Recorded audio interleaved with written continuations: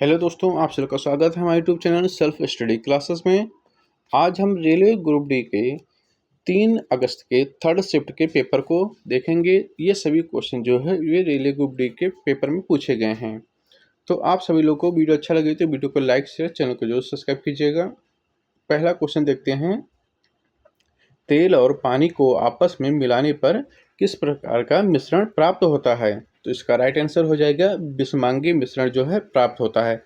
तेल और जो पानी है वो आपस में मिलने से पर वे एक दूसरे में नहीं घुलते हैं, बल्कि उनकी एक अलग अलग परतें बन जाती हैं। तो ऐसे मिश्रण को विषमांगी मिश्रण कहा जाता है, जिसमें इसके जो घटक होते हैं वो एक समान रूप से नहीं मिलते हैं और ये आसानी से देखे जा सकते हैं। इसलिए जो तेल और पानी का मिश्रण है वह विषमांगी मिश्रण है। अब अगला क्वेश्चन देख लेते हैं। अगला क्वेश्चन पर्यावरण से है।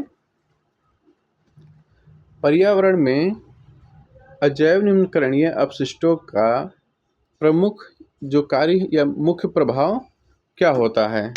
तो इसका राइट आंसर हो जाएगा वे पर्यावरण में संचित होकर लंबे समय तक प्रदूषण फैलाते हैं। जो अजैव निम्नकरणीय अपशिष्ट होते हैं जैसे प्लास्टिक, कांच और पॉलीथीन हो गया, ये प्राकृतिक जो सूक्ष्म जीव हुए उनके द्वारा अपघटित नहीं होते हैं और इसलिए ये पर्यावरण में लंबे समय तक बने रहते हैं, जिससे प्रदूषण का मुख्य कारण होता है। तो इसलिए इसका राइट आंसर हो जाएगा बी, ये पर्यावरण में संचित होकर लंबे समय तक प्रदूषण फैलाते हैं। अब अगला क्वेश्चन देख लेते हैं। अगला क्वेश्चन है कार्बन डाइऑक्साइड और जल का क्रमशः सही आणविक द्रव्यमान क्या होगा? तो इसका राइट आंसर हो जाएगा 44U और 18U। अगर हम देखें जो कार्बन डाइऑक्साइड है, तो कार्बन डाइऑक्साइड का जो आणविक द्रव्यमान होगा उसमें कार्बन का जो द्रव्यमान है वह 12U है और ऑक्सीजन जो है वो 2 होता है और ऑक्सीजन का जो आणविक द्रव्यमान होता है वो 16 होता है। तो इसलिए 2 ऑक्सीजन हो जाएंगे तो 16 दूना 32, तो 32 + 12 44U, यानी कि कार्बन के 44 जो है द्रव्यमान हो जाएंगे आणविक। अगर देखें जल का, तो जल में जो हाइड्रोजन है उसका 1 द्रव्यमान होता है, तो 2 हाइड्रोजन के 2 आणविक द्रव्यमान हो गए और ऑक्सीजन के जो है 1 द्रव्यमान है, यानी कि 16 द्रव्यमान 16U। तो 16 2 18, यानी कि इसका जो जल का आणविक द्रव्यमान है वो 18U हो जाएगा। इसलिए इसका राइट आंसर हो जाएगा बी। अब हम बढ़ते हैं अगले क्वेश्चन पर। अगला क्वेश्चन पूछा गया था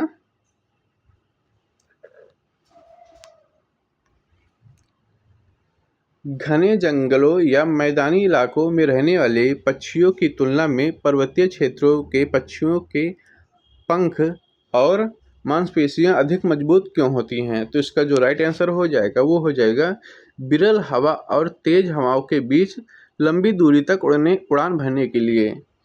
इसका जो राइट आंसर हो जाएगा वो हो जाएगा बी। अगर देखें इसका एक्सप्लेनेशन, तो पर्वतीय क्षेत्रों में ऊंचाई अधिक होने के कारण जो वायु दाब और ऑक्सीजन होता है उसका स्तर कम हो जाता है तथा तेज हवाएं चलती हैं। ऐसी वातावरण में खुद को संतुलित रखने के लिए व लंबी उड़ान भरने के लिए पक्षियों के अधिक शारीरिक ताकत और मजबूत पंखों की आवश्यकता होती है। इसलिए जो इसका राइट आंसर हो जाएगा वो हो जाएगा विरल हवा और तेज हवाओं के बीच लंबी दूरी तक उड़ान भरने के लिए होता है। अगला क्वेश्चन देख लेते हैं। अगला क्वेश्चन पूछा गया था परमाणु संरचना के संदर्भ में न्यूटन की प्रकृति और स्थिति के बारे में कौन सा कथन जो है वह सही है? तो जो इसका राइट आंसर हो जाएगा वो हो जाएगा इस जो न्यूटन की प्रकृति होती है वह आवेशहीन होती है और इसकी स्थिति नाभिक के केंद्र, यानी कि जो नाभिक होता है उसके केंद्र में स्थित होती है। इसलिए इसका राइट आंसर हो जाएगा सी। परमाणु के नाभिक में प्रोटॉन जो होता है वो धनावेशित होता है और न्यूट्रॉन जो होता है वो आवेशहीन या फिर उसको उदासीन यानी न्यूट्रल कहते हैं। और ये दोनों जो है वो एक साथ केंद्र में स्थित होते हैं और जो न्यूट्रॉन होता है न्यूट्रॉन पर कोई चार्ज यानी कि कोई आवेश नहीं होता। अब हम अगला क्वेश्चन देख लेते हैं। अगला क्वेश्चन है पृथ्वी की सतह से ऊंचाई पर रखी m किलोग्राम द्रव्यमान की किसी वस्तु की स्थितिज ऊर्जा क्या होगी? यानी कि उसकी स्थितिज ऊर्जा पूछी गई है। तो उसकी स्थितिज ऊर्जा का सूत्र होता है mgh। इसका राइट आंसर हो जाएगा ऑप्शन बी। स्थितिज ऊर्जा में जो m है वो द्रव्यमान है और जो g है वो गुरुत्वीय त्वरण है और जो h होता है वह ऊंचाई होता है। गुरुत्वाकर्षण के विरुद्ध किसी वस्तु को पृथ्वी की सतह से h ऊंचाई पर उठाने में किया गया जो कार्य होता है उसे इसकी स्थितिज ऊर्जा के रूप में संचित होता है। इसलिए इसका जो सूत्र हो जाएगा वो हो जाएगा mgh। अब हम अगला क्वेश्चन देखते हैं। अगला क्वेश्चन है क्वेश्चन 7। आयरन ऑक्साइड के अयस्कों को अशुद्धियों से संदृत या फिर अलग करने की मुख्य रूप से किस विधि का उपयोग किया जाता है? तो इसका जो राइट आंसर हो जाएगा वो हो जाएगा चुंबकीय पृथक्करण विधि से जो है अलग किया जाता है। आयरन ऑक्साइड यानी कि जो लोहे के अयस्क होते हैं वह चुंबकीय प्रकृति के होते हैं, जबकि उनमें मौजूद जो अशुद्धियाँ होती हैं वो अचुंबकीय होती हैं। इसलिए उन्हें अलग या सांद्र करने के लिए चुंबकीय पृथक्करण विधि का उपयोग करते हैं। इसलिए इसका राइट आंसर हो जाएगा बी, चुंबकीय पृथक्करण विधि। अगला क्वेश्चन देख लेते हैं। अगला क्वेश्चन पूछा गया था, जंतुओं को भोजन के ऑक्सीकरण के बाद ऊर्जा मुख्य रूप से किस रूप में प्राप्त होती है, जिसे कोशिका की ऊर्जा मुद्रा भी कहते हैं? तो इसका जो राइट आंसर हो जाएगा वो हो जाएगा एटीपी यानी कि अमीनोसिन ट्राइफॉस्फेट, जिसको ऊर्जा की मुद्रा कहते हैं। श्वसन प्रक्रिया के दौरान जो ग्लूकोज होता है, ग्लूकोज के ऑक्सीकरण में ऊर्जा एडिनोसिन ट्राइफॉस्फेट के रूप में मुक्त होती है, जिसे एटीपी भी शॉर्टकट में कहते हैं। और यह शरीर की कोशिका इसी एटीपी का उपयोग कर विभिन्न जैविक कार्यों के लिए करती हैं। इसलिए इसे कोशिका की ऊर्जा मुद्रा यानी कि एनर्जी करेंसी भी कहते हैं। इसलिए इसका जो राइट आंसर हो जाएगा वो हो जाएगा एटीपी। अगला क्वेश्चन देख लेते हैं। अगला क्वेश्चन है, अवतल दर्पण में वक्रता केंद्र के परे रखी वस्तु को जब मुख्य अक्ष पर वक्रता केंद्र की ओर स्थानांतरित किया जाता है तो प्रतिबिंब पर क्या प्रभाव पड़ता है? तो इसका राइट आंसर हो जाएगा जो प्रतिबिंब होगा वह फोकस से दूर वक्रता केंद्र की ओर बढ़ता है और आकार में बड़ा हो जाता है। इसलिए इसका जो राइट आंसर हो जाएगा वो हो जाएगा ऑप्शन बी। जब वस्तु को अवतल दर्पण के वक्रता केंद्र से परे रखते हैं तो वक्रता केंद्र की ओर लाया जाता है, जो उसका वास्तविक और उल्टा प्रतिबिंब फोकस और वक्रता केंद्र के बीच खिसक कर बड़ा हो जाता है। अब हम अगला क्वेश्चन देख लेते हैं। अगला क्वेश्चन है क्वेश्चन नंबर 10। इसमें पूछा गया था कि समान वृत्तीय गति के संबंध में निम्नलिखित में से कौन सा कथन जो है वह पूरी तरह सत्य है? तो जो समान वृत्तीय गति के संबंध में जो सही कथन है वो है, चाल जो होगी वह स्थिर रहती है लेकिन जो वेग है वो लगातार जो है बदलता रहता है। एक समान जो वृत्तीय गति होती है उसमें वस्तु की जो चाल होती है वह परिणाम नियत यानी कि कांस्टेंट रहती है, वो नहीं बदलती। लेकिन जो वृत्ताकार पथ होता है उस पथ पर बिंदु पर दिशा में बदलने के कारण उसका जो वेग है वह हमेशा बदलता रहता है। अब अगला क्वेश्चन देख लेते हैं। अगला क्वेश्चन पूछा गया था कि प्रकाश संश्लेषण की प्रक्रिया में जल के अणु के प्रकाशीय अपघटन के फलस्वरूप कौन सी जो गैस है वह उप उत्पाद के रूप में निकलती है? तो इसका जो राइट आंसर हो जाएगा वो हो जाएगा ऑक्सीजन। प्रकाश संश्लेषण के दौरान जो ऊर्जा है, सूर्य के प्रकाश की ऊर्जा, उसकी उपस्थिति में जो जल होता है H2O, उसके अणुओं का प्रकाशीय अपघटन होता है, जिससे हाइड्रोजन और ऑक्सीजन गैस जो है वो बाहर निकलती है, जो पौधे द्वारा वायुमंडल में छोड़ी जाती है। तो इसलिए इसका जो राइट आंसर हो जाएगा वो हो जाएगा ऑक्सीजन, इसका उप उत्पाद है। अगला क्वेश्चन देख लेते हैं। अगला क्वेश्चन है, यदि कोई पिंड 30 सेंटीमीटर की दूरी 1.5 घंटे में तय करती है तो उसकी औसत चाल क्या होगी? औसत चाल होती है कुल दूरी बटा कुल समय। तो 30 सेंटीमीटर बटे 1.5 घंटे, इसको जब हम हल करेंगे तो आ जाएगा हमारा 20 सेंटीमीटर पर सेकंड। तो इसलिए इसका राइट आंसर हो जाएगा ऑप्शन बी, 20 सेंटीमीटर पर सेकंड। अब अगला क्वेश्चन देख लेते हैं। अगला क्वेश्चन है, केकड़े और केंचुए के शरीर पर बाहरी सख्त या सुरक्षात्मक परत होने का मुख्य जैविक कारण क्या है? तो इसका जो राइट आंसर हो जाएगा वो हो जाएगा, यह आंतरिक अंगों की रक्षा करती है और नमी बनाए रखती है और शारीरिक सहारा जो सपोर्ट है वह देती है। इन जीवों में जो बाहरी कंकाल है या जो आवरण होता है, इनके कोमल आंतरिक अंगों की बाहरी खतरों से रक्षा करते हैं और शरीर की नमी को सूखने से बचाते हैं, यानी कि जो उसकी नमी होती है शरीर की उसको सूखने से भी बचाते हैं और इन्हें आकार या चलने फिरने में शारीरिक सहायता यानी शारीरिक सपोर्ट भी देते हैं। अब हम अगला क्वेश्चन देख लेते हैं। अगला क्वेश्चन है हमारा, निम्नलिखित विकल्प में से विद्युत धारा के प्रवाह के लिए सबसे अच्छा चालक कौन सा है? तो जो एल्यूमिनियम होता है वो सबसे अच्छा चालक है। एल्यूमिनियम जो है इसका राइट आंसर हो जाएगा, क्योंकि जो एल्यूमिनियम है वह विद्युत का अच्छा चालक होता है। टंगस्टन, नाइक्रोम और जो लोहा है वो इससे जो है काफ़ी बेहतर, मतलब एल्यूमिनियम इन तीनों से काफ़ी बेहतर होता है, इसलिए इसका राइट आंसर हो जाएगा एल्यूमिनियम। अगला क्वेश्चन है, यदि 2000 वाट की हीटर को 2 घंटे तक लगातार चलाया जाता है तो इसके द्वारा खपत की गई कुल ऊष्मा ऊर्जा का मान जूल में कितना होगा? अब दोस्तों, जो शक्ति होती है पावर, उसका जो सूत्र हो जाएगा वो हो जाएगा P = ET। अब इस सूत्र पर हम इसको रखेंगे P × T, तो 2000 गुणे 2 घंटे का जो हम सेकंड में निकालेंगे तो 7200 सेकंड हो जाएगा। अब इसको हम 2000 को 7200 से गुणा करेंगे तो हमारा आ जाएगा 1,44,000 लगभग आ जाए समथिंग। तो इसका जो हमारा राइट आंसर हो जाएगा वो हो जाएगा ऑप्शन बी, 7.2 गुणे 10⁶ जूल। अब हम अगला क्वेश्चन देख लेते हैं।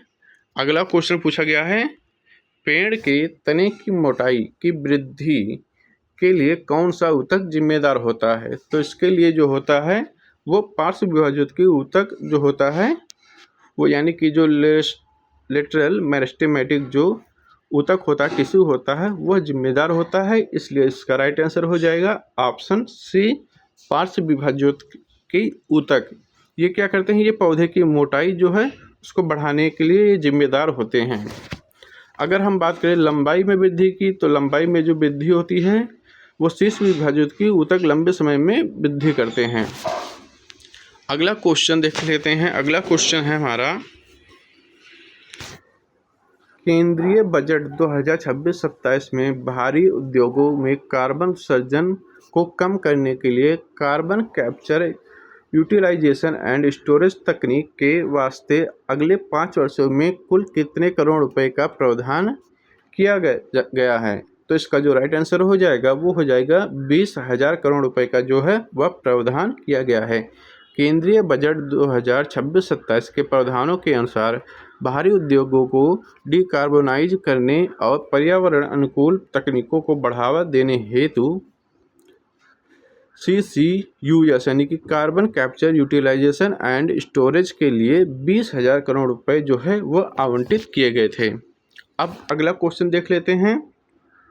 अगला क्वेश्चन है, वर्ष 2026 में इलेक्ट्रॉनिक्स और सूचना प्रौद्योगिकी मंत्रालय द्वारा आयोजित इंडिया AI इम्पैक्ट समिट नई दिल्ली में किस स्थान पर आयोजित किया गया था? तो इसका जो राइट आंसर हो जाएगा वो हो जाएगा भारत मंडपम में।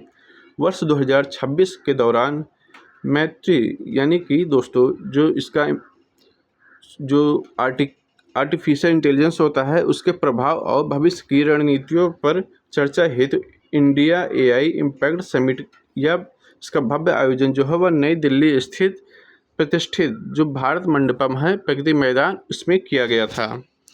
अब हम अगला क्वेश्चन देख लेते हैं। अगला क्वेश्चन क्या पूछा गया था, एक ही जहाज में 6008 कारों को लोड करने का राष्ट्रीय रिकॉर्ड बनाने वाला भारत का सबसे बड़ा ऑटोमोबाइल निर्यात बंदरगाह कौन सा बन गया है? तो इसका राइट आंसर हो जाएगा कामराज पोर्ट।